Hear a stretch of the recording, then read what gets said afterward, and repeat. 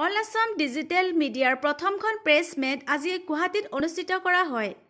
ইতিমধ্যে গঠন কৰা অসম ভিত্তিক 31 জনীয়া কমিটিখনে জিলাসমূহৰ কমিটিৰ গঠন কৰা প্ৰক্ৰিয়া আৰম্ভ কৰা বুলি আজি সংবাদ মেলত প্ৰকাশ কৰে।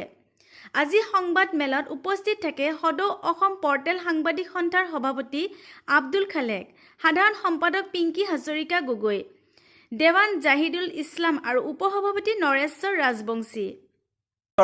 আমি আহ্বান জানাইছো সকলো জিলাকে যিসকল জিলাত প্ৰত্যেকখন জিলাতে ডিজিটেল মিডিয়াৰ সাংবাদিক আছে, গতিকে আমি ডিজিটেল মিডিয়াৰ সাংবাদিকসকলক একত্ৰিত হৈ পেলাই তেওঁলোকে এখন প্ৰত্যেকখন জিলাতে জিলা সমিতি গঠন কৰক আৰু জিলা সমিতিৰ পৰা আহক আমাৰ মাজলৈ।